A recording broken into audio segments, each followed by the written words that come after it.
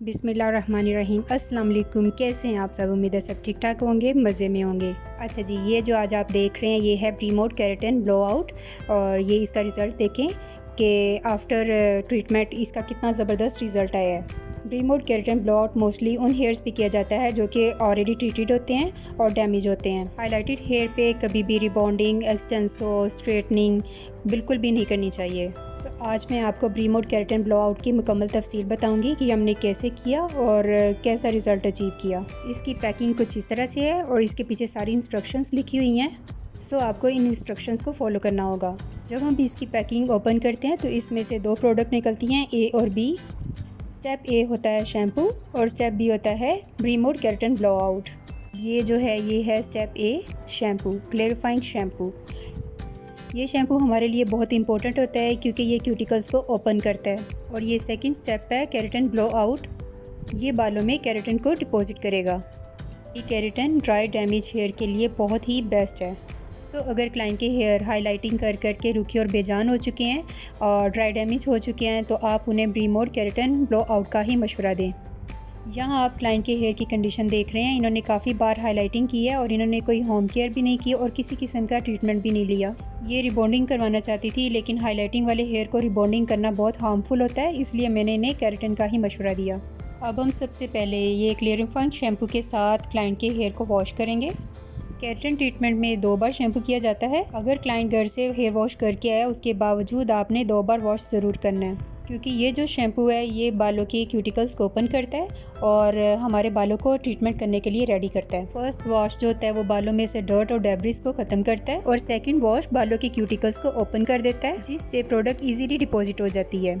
2 time shampoo करने के बाद अब हमने बालों को टॉवल ड्राई करके और उसके बाद ड्रायर के साथ 80% ड्राई करना है। आपने 100% बालों को ड्राई नहीं करना, क्योंकि अगर आप नमी रहने देंगे तो उससे प्रोडक्ट अच्छी तरह डिपॉजिट हो जाएगी। अब हमने सेकंड स्टेप यानी केराटिन ब्लो आउट लेना है और अब एक बाउल में केराटिन की हस्बे ज़रूरत मिकदार निकाल लेनी है। आपने नैप एरिया से 1 इंच छोड़ के प्रोडक्ट को अप्लाई करना है। केराटिन को आपने बहुत ज़्यादा भर के नहीं लगाना, बस जितनी ज़रूरत हो बस आपने उतनी टैप करके अप्लाई करनी है और अच्छी तरह पेनिट्रेट करनी है। इसकी पेनिट्रेशन आपने इतनी अच्छी करनी है कि एक बाल तक आपकी प्रोडक्ट जानी चाहिए। ब्रश के साथ आपने प्रोडक्ट को अच्छी तरह अप्लाई करना है और उसके बाद आप कॉम्ब करके प्रोडक्ट को अच्छी तरह बालों के अंदर पेनिट्रेट करें, क्योंकि कॉम्ब करने से प्रोडक्ट एक बाल तक अच्छी तरह डिपॉजिट हो जाती है। कोशिश करें कि अगर 2 से 3 लोग अगर मिलके ये काम करेंगे तो ये काम जल्दी और इजीली हो जाएगा। 2 जितने प्रोडक्ट अप्लाई करते जाएं और 1 या 2 अगर आपको बालों की बारीक लेयर लेके पकड़ाते जाएंगे तो आपका काम बहुत जल्दी हो जाएगा। आप नैप एरिया से टॉप एरिया की तरफ जाते जाएं। जैसे हम कलर अप्लाई करते हैं सेम प्रोसेस वैसे ही है, लेकिन इसमें आपको बहुत ज़्यादा एहतियात की ज़रूरत है। आपने रूट्स के साथ प्रोडक्ट को अप्लाई नहीं करना, क्योंकि रिबॉन्डिंग, स्ट्रेटनिंग, एक्सटेंसो या केराटिन कोई भी प्रोडक्ट अगर आप रूट्स के साथ अप्लाई करते हो तो इससे आपकी हेयर डैमेज होते हैं और हेयर फॉल होता है। ये प्रोडक्ट आपने बहुत भर के नहीं लगानी, क्योंकि इस प्रोडक्ट को हमने वॉश नहीं करना, इसको हमने ऐसे ही ड्राई करके स्ट्रेटनर कर देना है। मीन के जो शुरू में 2 वॉश हुए थे बस वही वॉश होने हैं। उसके बाद ये प्रोडक्ट अप्लाई करने के बाद अभी कोई वॉश नहीं होना। बस आपने अब इसी तरह स्टेप बाय स्टेप लेयर लेते जाना है और प्रोडक्ट को अप्लाई करते जाना है। इसका प्रोसेस सेम ऐसी है जैसे रिबॉन्डिंग में आप बालों पे प्रोडक्ट अप्लाई करते हैं 1 इंच छोड़ के, इसका भी सेम इसी तरह ही प्रोसेस है।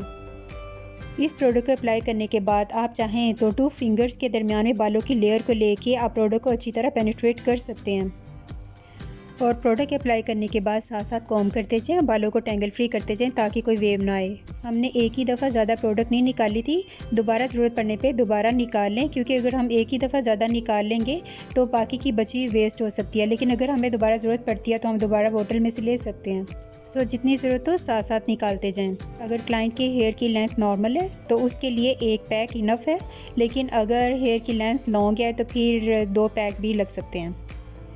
प्रोडक्ट की एप्लीकेशन अगर अच्छे तरीके से की जाए और जिस तरह कंपनी वालों ने आपको तरीका बताया सेम उसी तरीके के मुताबिक अगर आप करें तो आपका रिज़ल्ट लॉन्ग लास्टिंग होगा और ज़बरदस्त होगा। लेकिन इसके साथ साथ क्लाइंट पे भी डिपेंड करता है, क्योंकि एप्लीकेशन के बाद जब वो घर जाता है तो उसके अगले 3 दिन यानी 72 घंटे उसे बहुत एहतियात की ज़रूरत है। तो अगर वो उस एहतियात पे अमल पैरा होता है तो उसका रिज़ल्ट 100% आता है। अदरवाइज़ अगर वो एहतियात नहीं करता, पसीना आता है या बालों को कैचर वगैरह कर लेता है तो फिर वेव आ जाता है। सम टाइम क्लाइंट को नहीं पता चलता और वो अपने हेयर को अपने कानों के पीछे ले लेते हैं या रात को सोते हुए अपने नीचे बालों को ले लेते हैं, तो उससे भी बालों में वेव आ जाता है। सो इस प्रोसेस के बाद 3 दिन यानी 72 घंटे एहतियात बहुत ज़रूरी है। रिबॉन्डिंग, स्ट्रेटनिंग, एक्सटेंसो या केराटिन, इनके लिए गर्मियों का मौसम इतना बेस्ट नहीं है। सर्दियों का मौसम इसके लिए बहुत बेहतर है क्योंकि सर्दियों में पसीना नहीं आता और वेव आने का इतना डर नहीं होता। अच्छा जी, कंप्लीट प्रोडक्ट एप्लीकेशन के बाद आपने बालों को टैंगल फ्री करते जाना है और इनको 30 मिनट के लिए छोड़ देना है। कुछ देर बाद आपने बालों को कवर करके हीट देनी है।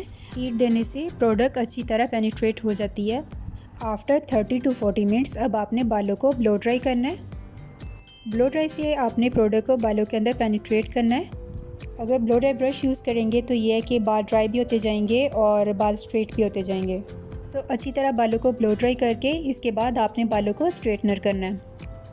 कोशिश करें कि एक जितना सासा बालों को ब्लो ड्राई करता जाए और जो बाल ड्राई हो चुके हैं उनको एक जितना सासा स्ट्रेट करता जाए, क्योंकि ये बहुत टाइम टेकिंग वर्क होते हैं तो ये आपका पूरा दिन ले लेते हैं। और अगर आप इस तरह 2-3 जितने मिलके करते हैं तो जहाँ ये 7 घंटे का काम है वहाँ आपके 4 घंटे या 5 घंटे में आप इसे कंप्लीट कर सकते हैं। हेयर के जो काम होते हैं वो टू मच एक्सपेंसिव होते हैं, ये टाइम टेकिंग भी होते हैं और एक्सपेंसिव भी होते हैं। और इसको करवाने के बाद अगर क्लाइंट एहतियात नहीं करता, यानी कि अगर होम केयर नहीं करता, तो उसको ये ट्रीटमेंट करवाने का कोई फ़ायदा नहीं है। सो होम मेंटेनेंस के लिए आपको क्लाइंट को रेकमेंड करना है कि उन्होंने केराटिन शैम्पू और केराटिन मास्क ये ज़रूर यूज़ करना है। और इसके साथ ही ब्री मोड का ऑक्सीजन सेल और ब्री मोड का सीरम भी यूज़ करेंगे तो इससे इनका रिज़ल्ट लॉन्ग लास्टिंग रहेगा। सो आपको क्लाइंट को आफ्टर केयर एडवाइस करनी है कि उन्होंने केराटिन शैम्पू यूज़ करना है और शैम्पू करने के बाद ब्रीमोड केराटिन मास्क के अंदर ऑक्सीजन सेल का 1 स्पून और 1 स्पून ब्रीमोड सीरम मिक्स करके बालों को 1 इंच रूट्स को छोड़ के अप्लाई करना है। और अप्लाई करने के 20 मिनट बाद बालों को दोबारा से वॉश कर लेना है। इसे प्रोटीन ट्रीटमेंट कहते हैं और इस ट्रीटमेंट को उन्होंने हफ्ते में 1 से 2 बार ज़रूर करना है। अच्छा जी, आप देख रहे हैं कि बालों की हमारी जो ये स्ट्रेटनिंग हो रही है, इसमें हम कैसे बारीक बारीक बालों की लेयर लेके हम इसे एक लेयर को 8 से 10 बार हम स्ट्रेट कर रहे हैं। स्ट्रेटनिंग के दौरान जो हम स्ट्रेटनर यूज़ कर रहे हैं इसका टेम्परेचर 220 डिग्री से प्लस होना चाहिए, इससे कम नहीं होना चाहिए, क्योंकि अगर इसका टेम्परेचर कम होगा तो वो बालों को अच्छी तरह स्ट्रेट नहीं करेगा। सो ये है हमारा फाइनल रिज़ल्ट।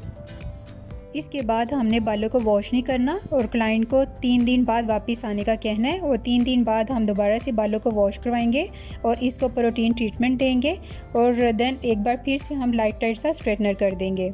और क्लाइंट को होम मेंटेनेंस के लिए जो मैंने चीज़ें आपको बताई हैं वो रेकमेंड करेंगे। सो ये थी मेरी आज की वीडियो। उम्मीद है आपको मेरी वीडियो पसंद आई होगी। अगर आपको मेरी वीडियो पसंद आई है तो मेरे चैनल को लाइक और सब्सक्राइब करें और बेल आइकन को प्रेस करें ताकि मेरी आने वाली हर नई इंफॉर्मेटिव वीडियो का नोटिफिकेशन आपको बआसानी मिल सके। सो मिलते हैं अपनी नेक्स्ट वीडियो में, तब तक के लिए इजाज़त चाहती हूँ। अल्लाह हाफिज़।